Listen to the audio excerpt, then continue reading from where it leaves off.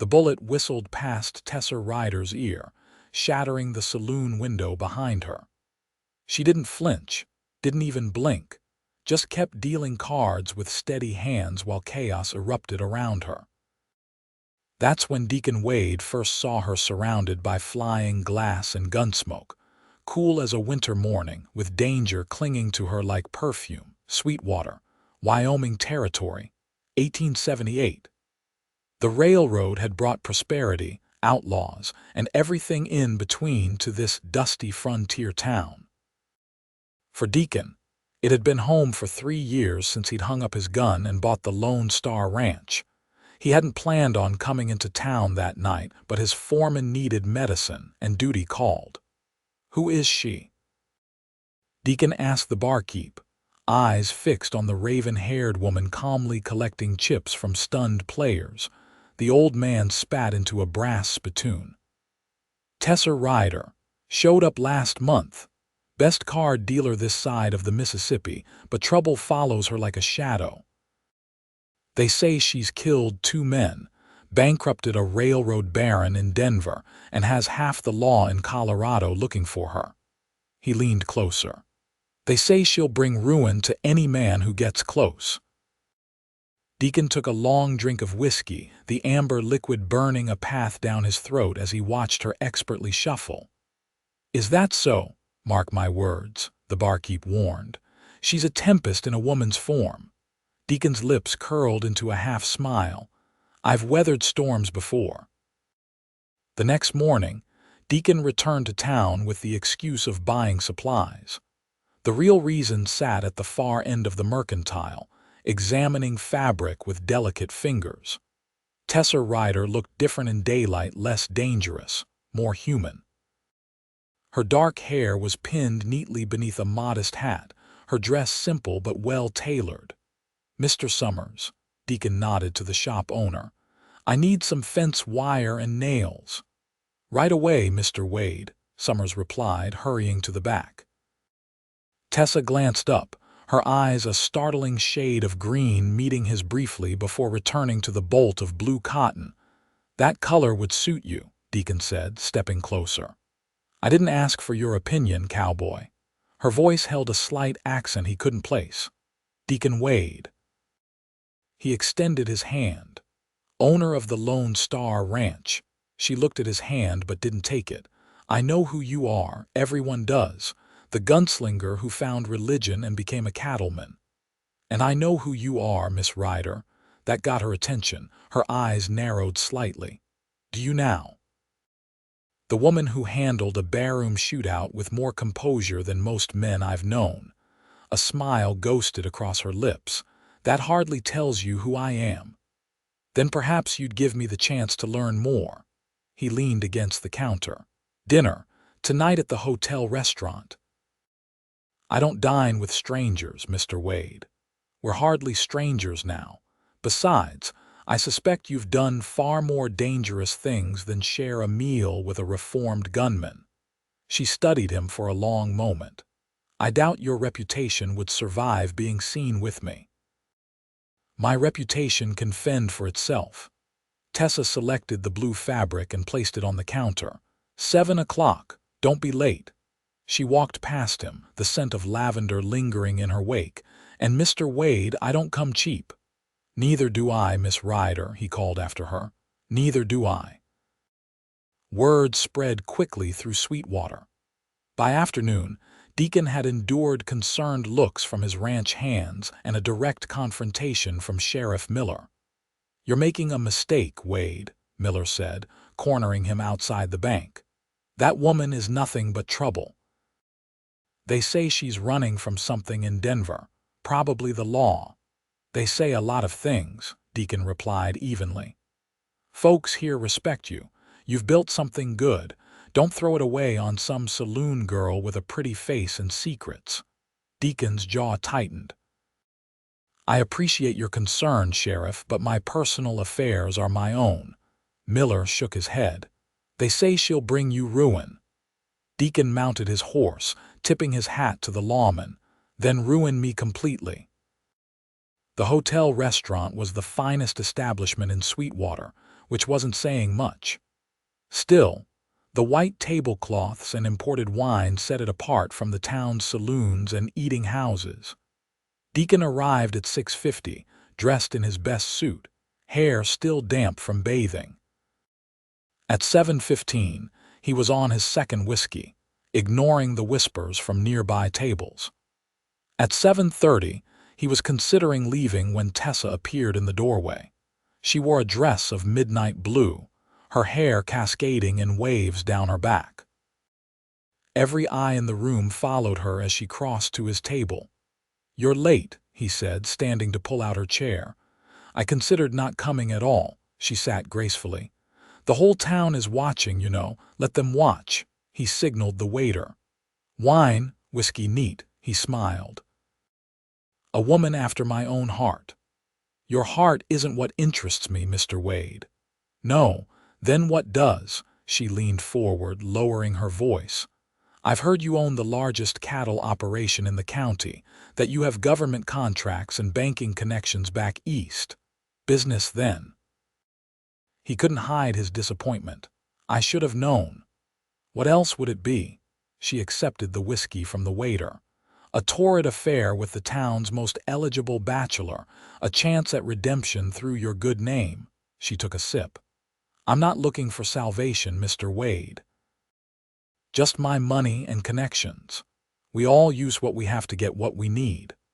Her eyes met his, challenging. "You invited me to dinner to satisfy your curiosity about the dangerous saloon woman. I accepted to explore potential opportunities. We're both using each other." Deacon laughed, genuinely amused. "You're the most honest person I've met in Sweetwater, Miss Ryder." She raised an eyebrow. "Then you know very few honest people." The evening progressed more pleasantly than either expected. Tessa revealed little about her past, but spoke knowledgeably about business, politics, and literature. Deacon found himself engaged in the most stimulating conversation he'd had in years. "You're educated," he observed as they finished dessert. "Unusual for a car dealer." "And you're cultured, unusual for a cowboy." She dabbed her lips with a napkin. "We all have our mysteries." Outside, the Wyoming night was cool and clear, stars scattered like diamonds across the velvet sky. "May I walk you home?" Deacon asked. "That would be unwise." She glanced down the street. "Your reputation has suffered enough tonight." "I don't give a damn about my reputation." "You should." Her voice softened. "You've built something here, people respect you and they fear you. Why is that?" She stepped back. "Good night, Mr. Wade." "Thank you for dinner." "Will I see you again?" Tessa turned, walking backward for a few steps. "That would be even more unwise." He watched her disappear into the shadows, knowing he should heed her warning.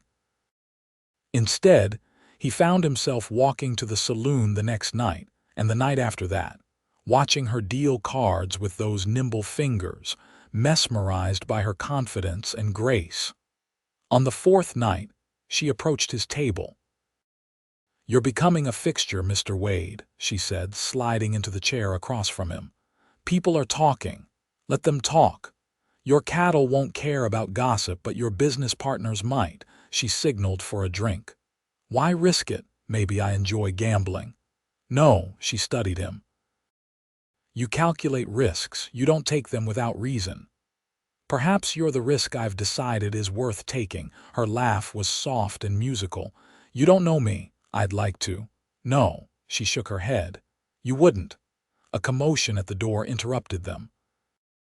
3 men entered, trail-worn and dangerous, scanning the room with predatory eyes. The leader, a tall man with a scar bisecting his left cheek, spotted Tessa and smiled coldly. The color drained from her face. "I need to go." "Who are they?" Deacon asked, noticing her reaction. "No one." She stood quickly. "Forget you know me, Mr. Wade. For your own sake." Before he could respond, she slipped through the back door. The scarred man nodded to his companions and they followed. Deacon hesitated only a moment before leaving money on the table and heading for the rear exit. The alley behind the saloon was dark, but he could hear voices around the corner. "Did you really think you could hide forever, Tessa?" The man's voice was like gravel. "Mr. Blackstone has been looking for you since Denver." "I paid him back everything." Tessa's voice was steady despite the danger. "We're square. With interest, he says you still owe 10,000, plus damages for his reputation. That's ridiculous and you know it. Not my concern, I'm just here to collect, one way or another." Deacon rounded the corner, hand resting on his revolver. "Everything all right here, Miss Ryder?" The three men turned. The leader sized Deacon up, noting the gun. "This doesn't concern you, mister," he said. "Private business matter. Any business conducted at gunpoint in my town concerns me." Deacon stepped closer. "Miss Ryder, would you like these gentlemen to leave? This isn't your fight," she warned. "I'm making it mine." The scarred man laughed. "You picked the wrong side, cowboy. Do you know what she did in Denver? How many men she's—" "I don't care," Deacon interrupted.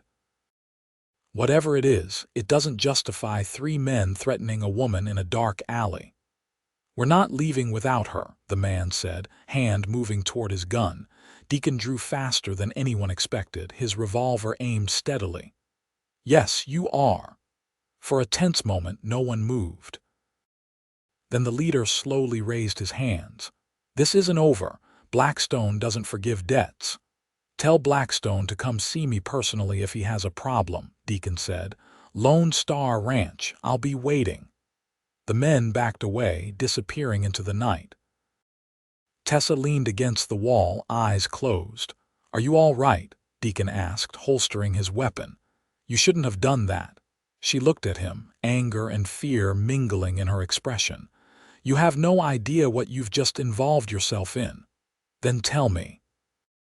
She pushed away from the wall. "I need to leave town, tonight. Running won't solve anything. They'll find you again. It's worked so far." Deacon caught her arm as she tried to pass. "Come to my ranch, you'll be safe there." "Nowhere is safe now," she pulled away. "Especially not with me." "Tessa." He rarely used her first name. "Trust me," she laughed bitterly. "Trust is a luxury I can't afford." "Then consider it a business arrangement. You need protection. I have a secure property and men who can help defend it." "And what do you get in return?" "The pleasure of thwarting whoever this Blackstone is." She studied him, weighing her options. Finally, she nodded. "One night. I'll leave in the morning." They rode in silence under the star-filled sky, Tessa on a horse borrowed from the livery. The Lone Star Ranch sprawled across 5,000 acres of prime Wyoming grassland. The main house, a substantial two-story structure built of sturdy pine and local stone. "You've done well for yourself," Tessa commented as they approached. "I was fortunate." Deacon dismounted, helping her down. Right place, right time, right investments. Inside, the house was surprisingly refined for a bachelor's residence. Polished furniture, bookshelves filled with leather-bound volumes, and tasteful artwork suggested a man of education and means. "Your housekeeper has good taste," Tessa said, running her fingers along a mahogany sideboard. "No housekeeper, just me." He poured 2 glasses of whiskey. "My mother insisted I learn to appreciate beautiful things." She succeeded. Tessa accepted the drink. "Though I doubt she meant women with questionable pasts. You might be surprised." He gestured to a chair. "Now tell me about Blackstone and why he sent men after you." Tessa sank into the chair, suddenly looking exhausted. "Frederick Blackstone, Denver businessman. Gambling house owner among other less reputable enterprises. And your connection to him," she hesitated, then sighed. "I worked for him, dealing cards primarily but also helping separate wealthy men from their money through other means. You were a con artist. I was a survivor." Her eyes flashed. "My husband died in the war. I had no family, no money, no prospects. Blackstone offered an opportunity. To cheat men at cards, to use my skills." She drained her glass. I'm very good at reading people, Mr. Wade. At knowing when they're bluffing, when they're desperate, when they are in love. She looked directly at him. It's a valuable talent. And what happened in Denver? I won too much from the wrong man. A state senator with connections. He accused me of cheating. Things escalated. She looked away. A man died. Not by my hand, but because of me. Blackstone blamed me for the scandal, claimed I owed him for lost business. So you ran, with every cent I had. Paid most of it to Blackstone's associate as interest on my supposed debt. Thought I was free. She laughed humorlessly. I should have known better. Deacon refilled her glass. And now I leave. Find another town, another name, or you stay and face him. She shook her head. You don't know Blackstone. No, but I know men like him. They only have power if you run. Easy for you to say. You have money, land, respect. I wasn't born with any of that. Deacon sat across from her. I earned it, some of it through ways I'm not proud of. The legendary gunslinger passed, he nodded. 10 men, that's my count. 10 men dead because I was faster with a gun. Self-defense, some, not all. He stared into his whiskey. I was angry after the war, looking for fights, found plenty. What changed? I killed a boy. 17 years old, thought he was faster than he was, challenged me in front of a crowd. Deacon's voice was hollow. I drew without thinking, watched the light leave his eyes. Tessa was quiet for a long moment. We all have ghosts, Mr. Wade. Deacon, please. Deacon. She tested the name. My point is, your past is buried, mine keeps finding me. Then we'll bury it properly this time. She studied him. Why would you help me? You barely know me. I know enough. The whole town says I'll bring you ruin. He smiled, his eyes crinkling at the corners. Then ruin me completely, Miss Ryder. I suspect it would be worth every moment. That night, Tessa slept in Deacon's guest room, door locked from the inside. Trust came slowly, if at all. But for the first time in years, she slept deeply, without the constant fear of footsteps in the hallway. Morning brought the smell of coffee and bacon. She found Deacon in the kitchen, cooking at the cast-iron stove. You cook too? She asked, accepting the cup he offered. Told you, no housekeeper. He slid eggs onto a plate. Sleep well, better than I have in a long time. She sat at the table, but I should go soon. Those men will be looking for me. Let them look. He joined her with his own plate. My foreman has men watching the property. No one approaches without us knowing. I can't stay here indefinitely. Why not? She stared at him. Because people will talk. Because I'll damage your reputation. Because Blackstone won't give up. Let people talk. My reputation can handle it. And as for Blackstone, he speared a piece of bacon. I'm not afraid of him. You should be. Tessa.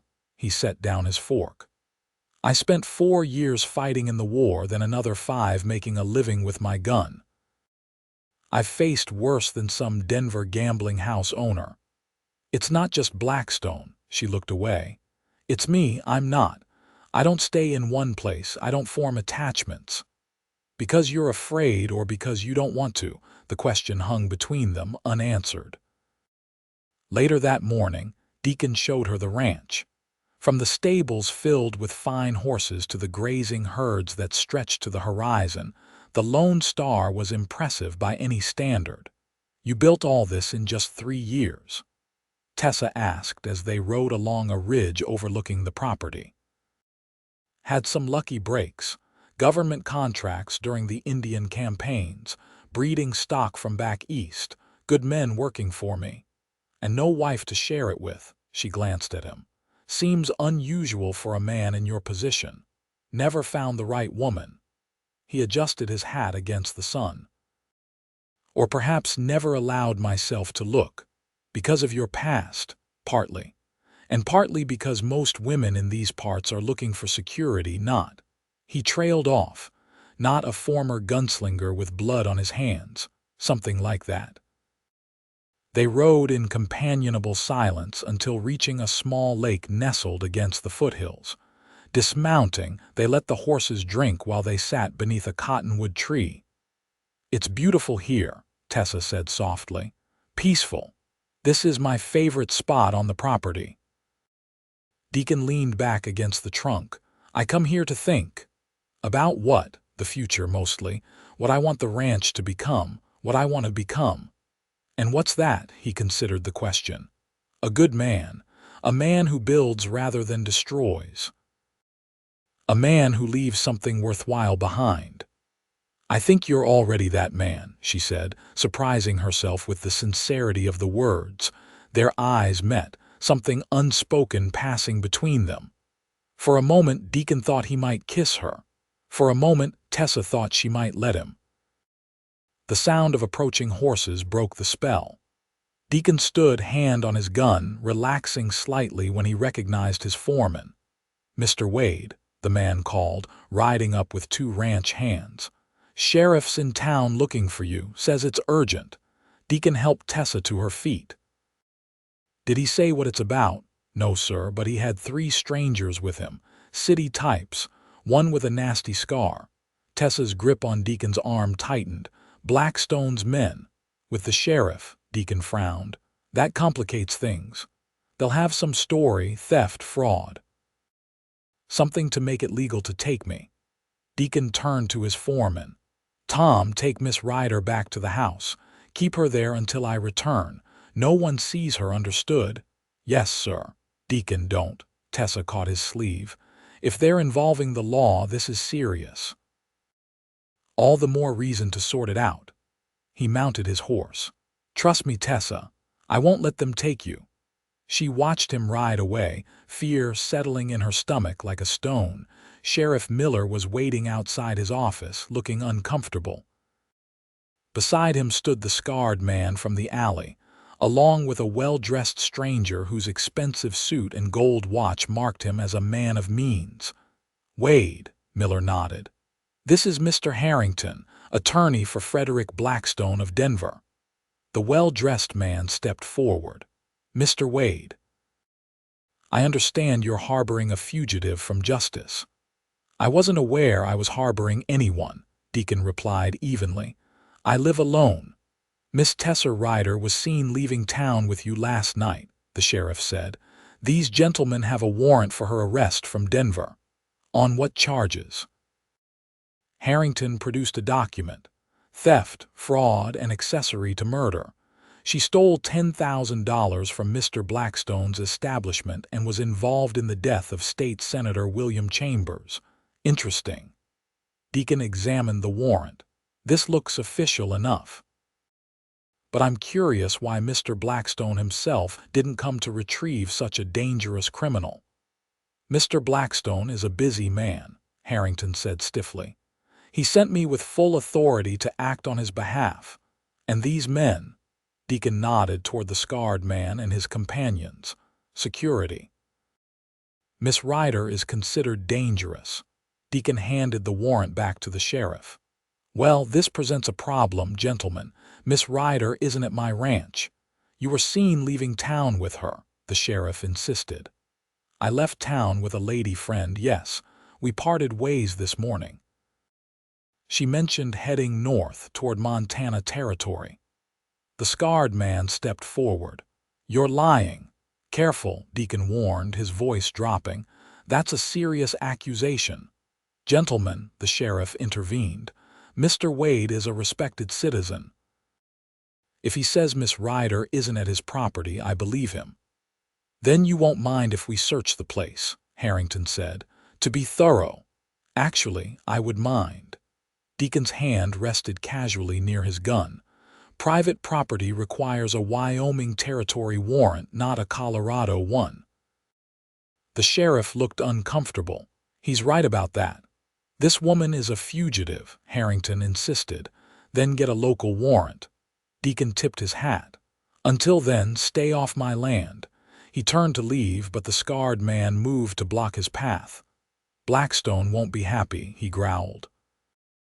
"Neither will I." "Move," Deacon said quietly. "Or discover why they used to call me the Sweetwater ghost." Something in his eyes made the man step aside. "This isn't over, Wade," Harrington called after him. Deacon didn't look back. "I'm counting on it." When Deacon returned to the ranch, he found Tessa pacing the parlor. "What happened?" she asked immediately. "They have a warrant from Denver. Murder, theft, the usual." He poured himself a whiskey. "Sheriff can't enforce it without a local warrant, which would take time. They won't wait for legal channels." She wrapped her arms around herself. "The man with the scar, Victor, he's Blackstone's enforcer. He'll come for me. Let him try." Deacon drained his glass. "My men are loyal and well armed. I won't put them at risk, or you." She shook her head. "I should never have stayed. Running isn't the answer. It's the only answer I know." She looked at him, eyes pleading. "You don't understand what these men are capable of, and you don't understand what I'm capable of." That evening, Deacon gathered his most trusted men. 20 cowboys, most veterans of the war or frontier conflicts, listened as he explained the situation. "The law may come with a warrant," he concluded. "That we'll respect. But if men come in the night without badges or papers, they're trespassers. Deal with them accordingly." Tom, his foreman, spoke up. "Begging your pardon, boss, but is this woman worth risking everything for? We don't know her story." "I know enough," Deacon replied. "She's under my protection. That's all you need to know." The men exchanged glances but nodded. Loyalty to Deacon Wade ran deep. Later, after setting watches around the property, Deacon found Tessa on the porch, staring at the stars. "Your men think you're foolish," she said without looking at him. "Risking everything for a woman you barely know." "My men trust my judgment." "Perhaps they shouldn't." She turned to face him. "Do you know why they call me the Black Widow of Denver? I imagine it's not for your spider collection." Despite everything, she smiled. Three men who courted me ended up dead, not by my hand but because of me. Coincidence, pattern." She leaned against the railing. "The first was my husband, Confederate officer who couldn't adjust to losing. Started gambling, drinking, got himself shot over a card game. That's hardly your fault. The second was a businessman in St. Louis. Fell madly in love, proposed marriage. His wife took exception. Her voice was flat. Shot him, then herself." Deacon moved closer. "And the third, Senator Chambers, married, respected, with a taste for younger women. Blackstone used me to lure him to private games, get him in debt when he couldn't pay." She swallowed. "His son found out, confronted him. Things escalated. Blackstone set it all up." She nodded. "I was just the bait. But in the eyes of Denver society, I was the Black Widow, the woman who brings ruin to men who love her." "You believe that?" "The evidence is compelling." Deacon took her hands in his. "Tessa, look at me." When she did, he continued softly, "I don't believe in curses or fate. I believe in choices. Your husband chose to gamble. The businessman chose to cheat. The senator chose to risk his reputation. And you," her voice was barely a whisper. "What choice are you making? To help someone I care about, to stand against bullies and liars." His hands tightened on hers. "To see where this path leads, even if everyone says it leads to ruin. And if they're right," he smiled, that slow, confident smile that made her heart race, "then ruin me completely." The kiss that followed was inevitable, a culmination of tension and attraction that had built since that first night in the saloon. Her lips were soft beneath his, hesitant at first, then responding with unexpected passion. His arms encircled her waist, drawing her closer, while her hands clutched his shoulders as if afraid he might disappear. When they finally separated, both breathing heavily, Tessa pressed her forehead against his chest. "This is madness," she whispered. "The best kind," he agreed, lifting her chin to look into her eyes. "Stay, Tessa, not just until this passes. Stay here with me." She shook her head. "You don't know what you're asking." "I know exactly what I'm asking, and who I'm asking." The sound of approaching riders interrupted the moment. Deacon moved swiftly, pushing Tessa behind him as he drew his revolver. "Get inside," he ordered. "Back room like we discussed." She hesitated. "Deacon, go, now." As she disappeared into the house, Deacon stepped off the porch, watching as 3 riders approached. In the moonlight, he recognized the sheriff, alone this time. "Wade," Miller called, reining in his horse. "We need to talk. Kind of late for a social call, Sheriff." "This isn't social." Miller dismounted, looking tired. "Judge Harmon issued a local warrant. I'm here to serve it." Deacon's jaw tightened. That was fast. Blackstone's lawyer is persuasive and wealthy. The sheriff handed over a document. "I need to search the property, and if she's here, take Miss Ryder into custody." "And if I refuse," Miller sighed. "Don't make this harder than it has to be, Wade. I've got 10 deputies waiting at the road. I don't want bloodshed." Deacon examined the warrant.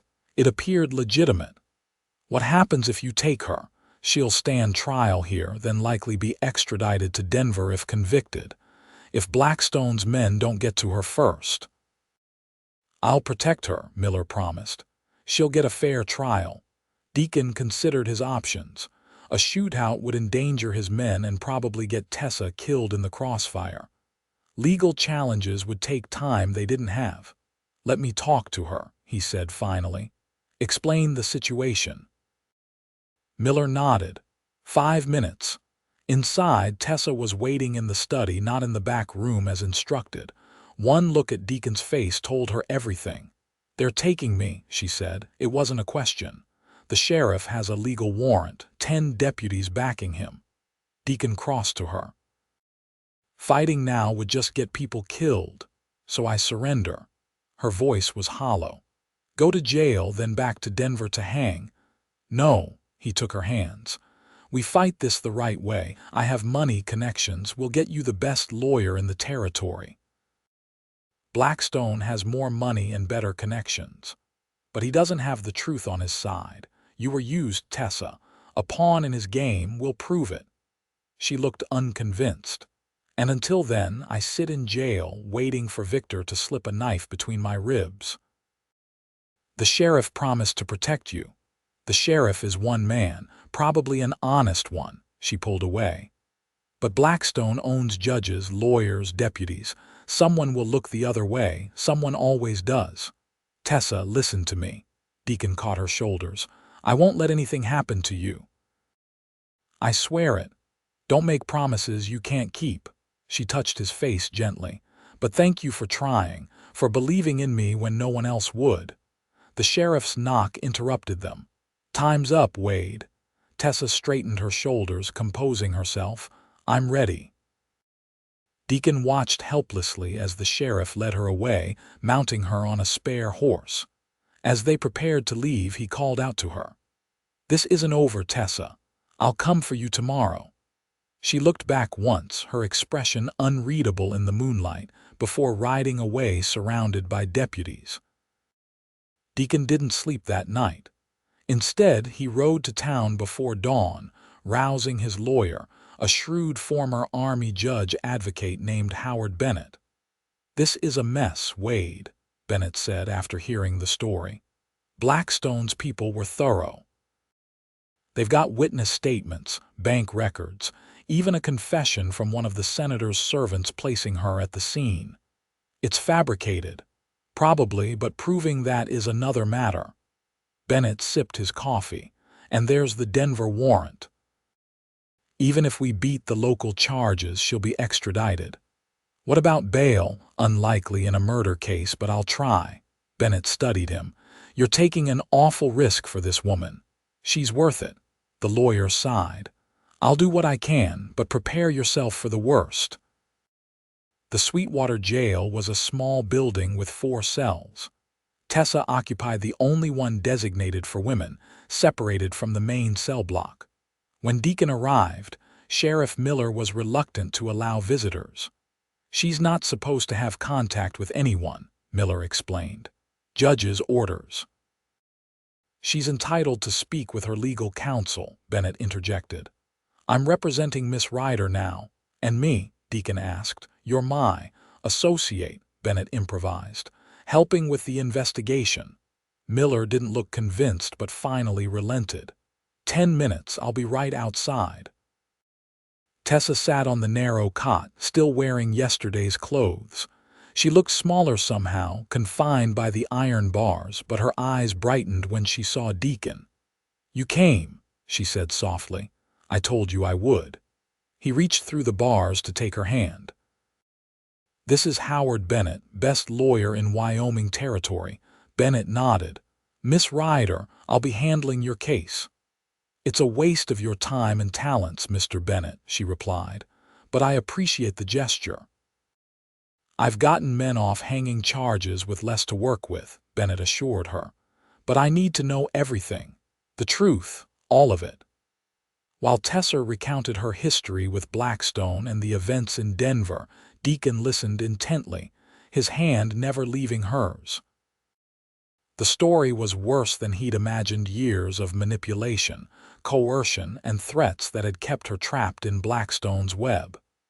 "He never let anyone leave his employment," she explained. "He knew too many secrets, had too much power. When the senator died, it was convenient to blame me. I was expendable. But you got away," Bennett noted.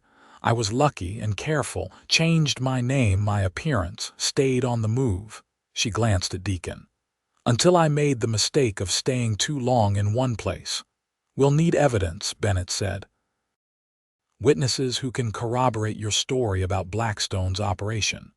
Most are dead or too afraid to speak." She looked defeated. "Blackstone is thorough." "The hearing is tomorrow morning," Bennett informed them. "I'll do everything I can, but without evidence." "There must be something," Deacon insisted. "Someone who knows the truth." Tessa hesitated. "There might be one person, Catherine Blackstone, Frederick's wife." "Will she help?" Bennett asked. "She hates him. Has proof of his criminal enterprises locked in her personal safe." "Insurance, she called it." Tessa shook her head. "But she's in Denver. Even if we could reach her, she'd never risk her security to help me." "Let me worry about that," Deacon said. "Where would I find her?" "Deacon, no." Tessa gripped his hand tighter. "Going to Denver is exactly what Blackstone wants. It's a trap. It's our only chance." Sheriff Miller rapped on the door. "Time's up." Deacon leaned closer to the bars. "Trust me, Tessa, I won't let you face this alone." She pressed her lips to his fingers. "Be careful, please." Outside, Bennett confronted him. "You can't seriously be considering going to Denver." "I don't see another option. It's a 4-day ride minimum. The hearing is tomorrow." "Then delay it. File motions, demand more time to prepare a defense. Whatever it takes." Bennett sighed. "I'll do what I can. But Wade, be realistic. Even if you find this woman, why would she help? I can be very persuasive." Deacon mounted his horse. "Keep Tessa safe until I return." He rode out of Sweetwater within the hour, pushing his horse hard toward the southeast. Denver was nearly 300 miles away, a journey that normally took a week or more. Deacon intended to make it in 3 days. He rode through the night, stopping only to change horses at isolated ranches where cash persuaded owners to part with their best mounts. By dawn of the second day, his eyes were red-rimmed with exhaustion, his body aching, but he pressed on. Late on the third day, he reached Denver, a city growing rapidly with the influx of silver mining wealth. Blackstone's gambling house, the Silver King, dominated a corner of Larimer Street, its facade gleaming with gas lamps and polished brass. Avoiding the main entrance, Deacon inquired discreetly about Catherine Blackstone's whereabouts. A hefty bribe to a hotel clerk revealed she kept a private residence on the fashionable edge of town, separate from her husband's quarters above the gambling house. The mansion was smaller than expected but elegantly appointed, with a single guard at the front gate. Deacon watched from across the street until evening when a carriage delivered a slender woman in an expensive gown. Catherine Blackstone, he presumed, Returning from some social engagement, after the house settled for the night, Deacon moved. The guard was easily distracted by a thrown stone, allowing Deacon to scale the garden wall. A second-floor window, partially open despite the cool night, provided entry to what appeared to be a sitting room. He had just stepped inside when the unmistakable click of a revolver hammer froze him in place. "Move and I'll shoot," a woman's voice said calmly. "Turn around, slowly." Deacon obeyed, finding himself facing a petite woman with steel-gray hair and a steady hand holding a derringer. "Mrs. Blackstone, I presume. You presume correctly." She studied him without lowering the gun. "You're either very brave or very foolish to break into my home.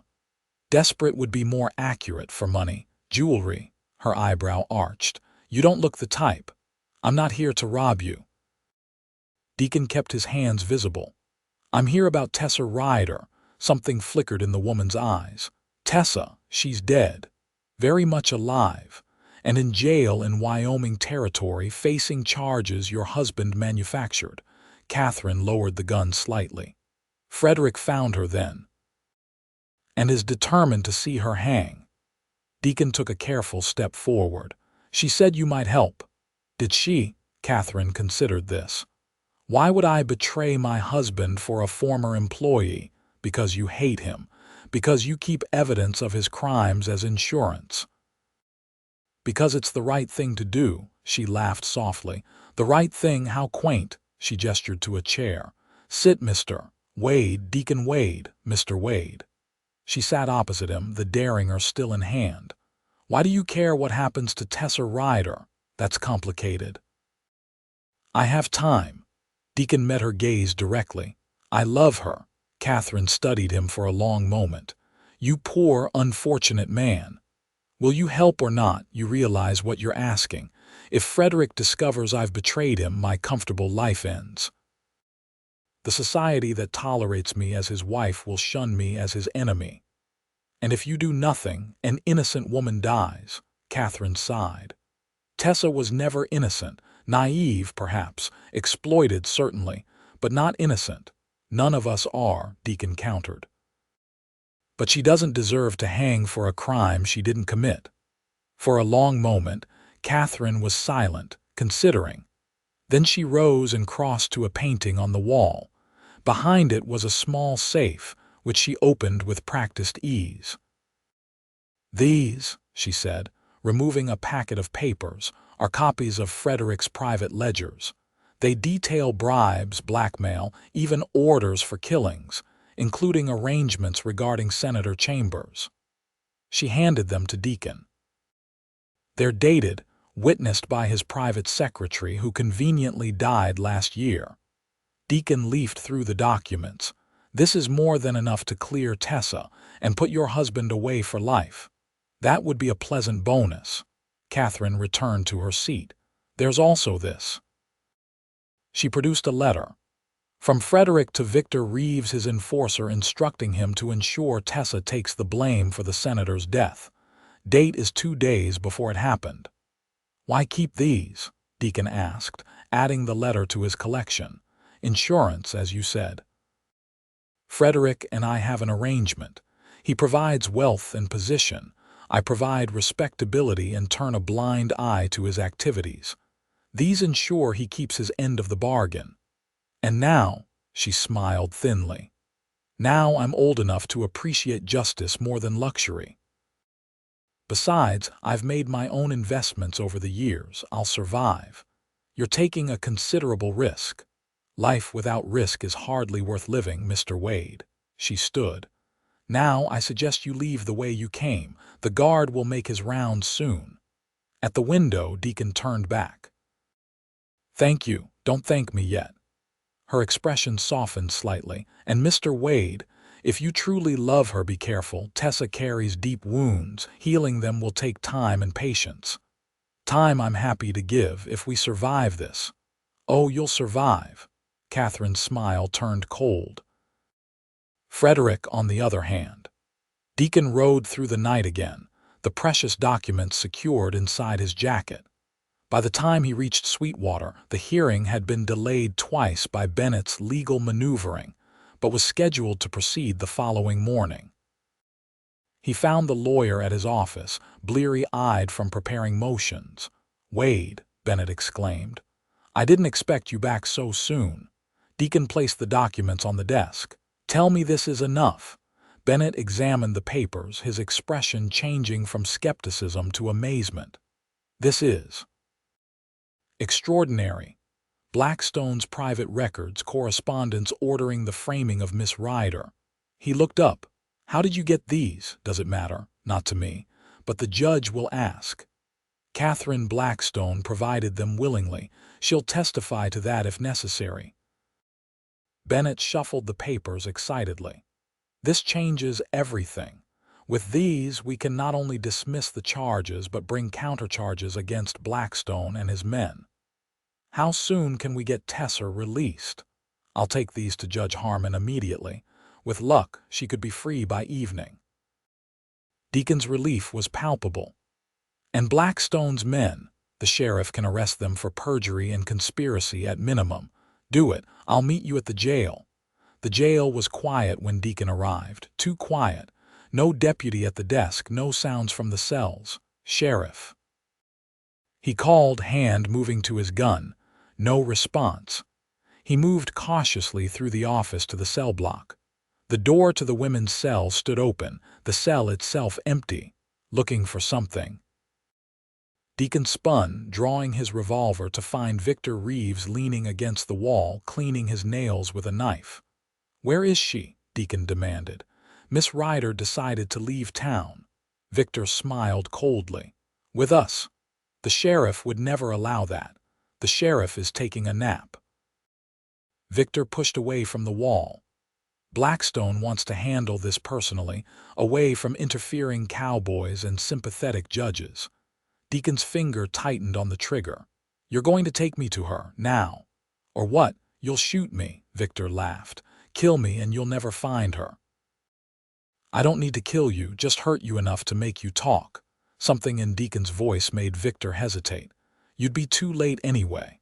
They left for the old mining camp at Copper Creek an hour ago. Blackstone's waiting there, if you're lying." "Why would I stay behind if I was lying?" Victor spread his hands. "I'm just the messenger. Blackstone wanted you to know where to find her, wanted to deal with you both personally." It was obviously a trap, but Deacon had no choice. "Where's the sheriff?" "Storeroom. Knocked out, not dead." Victor's smile returned. "Blackstone prefers not to kill lawmen. Bad for business." Deacon backed toward the door. "Don't leave town, Reeves. You'll be needed to testify against your employer." "We'll see who's testifying against whom," Victor called after him. Deacon found Sheriff Miller groggily regaining consciousness in the storeroom, a nasty gash on his temple. "Wade," Miller touched his head gingerly. "What happened?" "Blackstone's men, they took Tessa." The sheriff struggled to his feet. "How many?" "At least 2, plus Blackstone himself waiting at Copper Creek." "That old mining camp, it's been abandoned for years." Miller checked his empty holster. "Bastards took my gun. Here." Deacon handed him a spare revolver. "Can you ride? Give me a minute." Miller steadied himself against the wall. "We should get deputies." "No time. They've already had an hour's head start." The sheriff nodded grimly. "Then it's just us." Bennett met them outside, alarmed by the news. "I've got the release order, but without Miss Ryder." "Show the judge these documents," Deacon instructed, handing back the papers.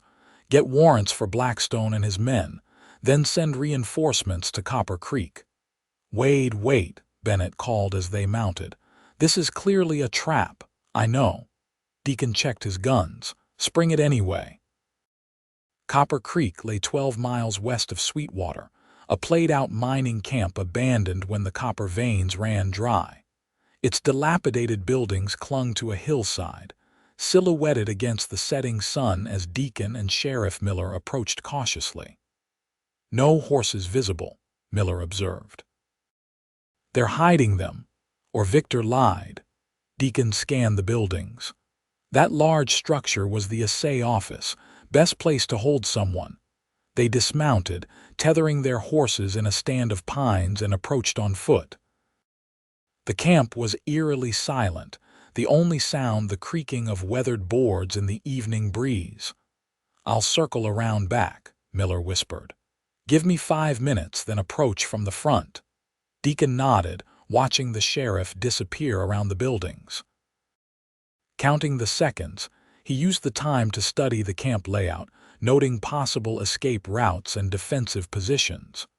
When 5 minutes had passed, he moved toward the assay office, revolver drawn. The door hung partially open, swinging slightly in the wind. "Blackstone," he called. "I know you're in there. Let's talk." No response. Steeling himself, Deacon kicked the door fully open and stepped inside, staying low. The interior was shadowy, dust motes dancing in the beams of fading sunlight that penetrated broken windows. In the center of the room, Tessa sat tied to a chair, a gag in her mouth, eyes wide with fear and warning. Deacon started toward her, then froze as Frederick Blackstone stepped from the shadows, a derringer aimed at Tessa's head. "Mr. Wade." Blackstone was a distinguished-looking man in his 50s, impeccably dressed despite the surroundings. "How good of you to join us." "Let her go, Blackstone. It's over." "Over?" Blackstone smiled thinly. "I think not. You see, I have what I want. The troublesome Miss Ryder, and now the interfering Mr. Wade. We have your records. Your wife gave us everything." Deacon kept his gun trained on Blackstone. "The judge is issuing warrants for you and your men as we speak." Something flickered in Blackstone's eyes. "Catherine would never betray me. She did. Happily." Deacon took a step closer. "Your empire is crumbling, Blackstone. The only question is whether you leave here in custody or in a coffin." Blackstone pressed the derringer harder against Tessa's temple. "You seem to forget your position, Mr. Wade. One move and she dies. And then what? You kill me too. The sheriff. How many bodies before it becomes too messy even for your connections to clean up? The sheriff won't be a problem." Blackstone nodded toward the back of the room, where 2 of his men held Miller at gunpoint. "Your reinforcements won't arrive in time. By then, this unfortunate incident, 3 people killed resisting arrest for the senator's murder, will be documented and closed." Deacon's mind raced. 3 guns against 1, Tessa and the sheriff as hostages. The odds were poor. "What do you want, Blackstone?" he asked, playing for time. "Originally, just to silence Miss Ryder. She knows too much, saw too much." Blackstone stroked Tessa's hair almost affectionately. "But now I want the documents my treacherous wife provided, all of them. They're with my lawyer in town. Then you'll retrieve them, alone. Your lawyer will hand over everything, including any copies." Blackstone checked his pocket watch. "You have 2 hours. After that, I start shooting body parts that Miss Ryder doesn't strictly need." Tessa's muffled protest was ignored. "And if I get the documents, then perhaps I'll be merciful. 1 quick bullet each, rather than the prolonged unpleasantness I've been considering." Deacon lowered his gun slightly. "Let me speak to her, prove she's unharmed." Blackstone considered, then nodded, briefly. He removed Tessa's gag, stepping back but keeping the derringer visible. "Deacon," she gasped, "it's a trap. He'll kill us all regardless." "I know." Deacon moved closer, kneeling before her. "Are you hurt?" "No." Her eyes searched his. "You shouldn't have come." "Where else would I be?" He touched her cheek gently. "Besides, I made you a promise." "How touching," Blackstone interrupted. "But time is wasting, Mr. Wade." "The documents, if you please." Deacon stood facing him. "No," Blackstone blinked. "No, you won't get the documents. You won't kill Tessa or the sheriff. And you won't leave this camp except in custody." "You seem confused about your position," Blackstone said coldly. "I have the hostages. I have the guns. And I have something you don't. Deacon smiled slightly. Friends. The window above Blackstone exploded inward as Tom, Deacon's foreman, crashed through it, tackling one of the men holding Miller. Simultaneously, shots rang out from outside, taking down the second man. In the chaos, Deacon lunged for Blackstone, knocking the Derringer away and driving him to the ground. The older man fought with surprising strength, landing a solid punch to Deacon's jaw before Deacon subdued him with a blow to the solar plexus. "It's over, Blackstone," Deacon said, pressing his revolver to the man's head. Blackstone, gasping for breath, glared up at him. "You have no idea what you've done. The people I know, the power I wield." "Mean nothing here," Sheriff Miller finished, now free and retrieving his weapon. "Frederick Blackstone, you're under arrest for kidnapping, assault on a peace officer, and conspiracy to commit murder." While Miller secured Blackstone, Deacon hurried to untie Tessa. She fell into his arms, trembling but unharmed. "How?" she whispered against his chest. "Bennett didn't trust the situation, sent Tom and some of my men after us." Deacon held her tightly. "I told you I wouldn't let anything happen to you. You could have been killed," she said, pulling back to look at him. "All of you, worth the risk." He brushed hair from her face. "For you, always worth the risk." Outside, more riders arrived, Bennett with deputies, and the judges signed orders for Blackstone's arrest and Tessa's release. The documents were quite convincing, Bennett explained as Blackstone and his surviving man were led away. Judge Harmon was particularly interested in the letter ordering Miss Ryder to be framed. He's contacting the Colorado authorities to coordinate charges. "And Victor Reeves?" Deacon asked.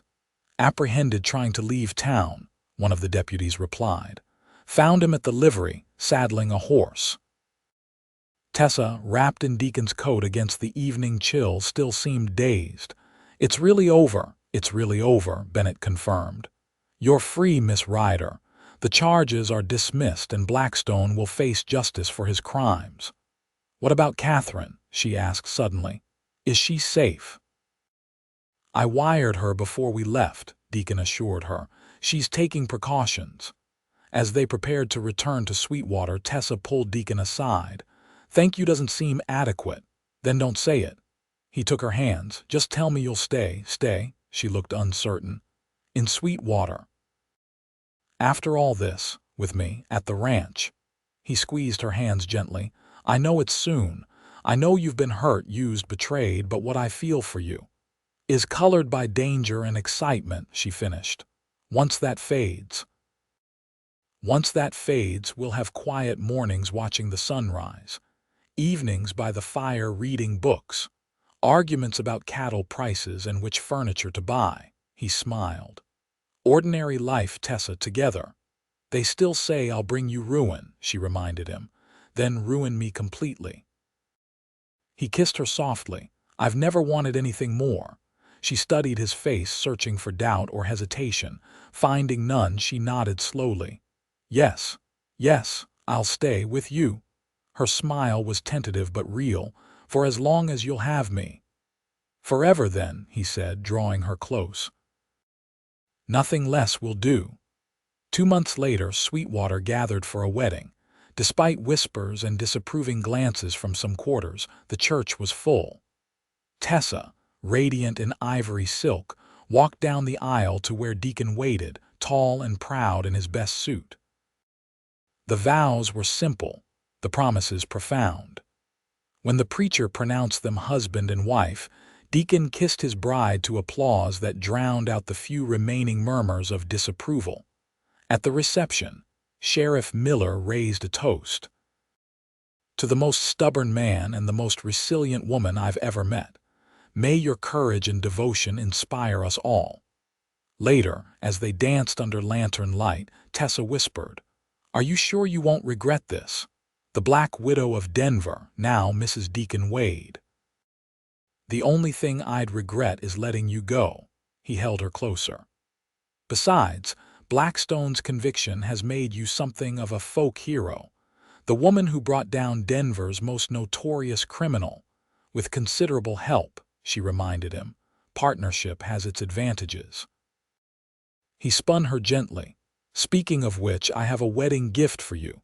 Beyond this beautiful day, deed to half the Lone Star, he smiled at her surprise. Equal partners in everything. Tears shimmered in her eyes. I've never owned anything in my life. Now you own half a ranch. And all of my heart. 10 years later, the Lone Star Ranch had doubled in size and prosperity. Tessa Wade, once feared as the Black Widow, was now respected as a shrewd businesswoman and generous neighbor. The couple had established a school and small hospital in Sweetwater. Funded largely by the settlement Catherine Blackstone had won after testifying against her husband. Frederick Blackstone had died in prison 3 years into his sentence heart failure, according to official reports, though rumors suggested less natural causes. On a warm summer evening, Deacon and Tessa sat on their porch, watching their twin 8-year-old daughters chase fireflies across the lawn. The girls, Elizabeth and Catherine, had their mother's green eyes and their father's determined spirit. Any regrets? Tessa asked, leaning against her husband's shoulder. Only that we didn't meet sooner. He kissed the top of her head. You, not one. She laced her fingers with his. Though I still sometimes wonder what you saw in me that night at the saloon, what made you ignore all the warnings. I saw someone like me, he said simply. Someone who'd made mistakes, faced consequences, and kept going. Someone strong enough to survive and brave enough to hope. They still occasionally whisper, you know, that I somehow tricked you, that the feared gunslinger was finally outdrawn. Deacon laughed. Let them whisper, we know the truth, which is that the Black Widow and the Sweetwater ghost found peace together. He turned to face her. That love is worth any risk, any cost, even ruin, she asked, eyes twinkling, especially ruin. He kissed her softly. The most beautiful kind of ruin imaginable. As darkness settled over the ranch and their daughters ran laughing back to the house, Tessa and Deacon Wade remained on the porch, hands entwined, watching the stars emerge one by one. Two people who had faced down danger and judgment to build something lasting from the ruins of their past. The rumors had been right in their way. She had brought him ruin, the ruin of loneliness, of emotional walls built high, of a life half-lived. And he had embraced that ruin completely, replacing it with something infinitely more precious. Together, they had rewritten their story not as the Black Widow and the gunslinger, but as Tessa and Deacon Wade, who had found in each other not the end, but a beginning.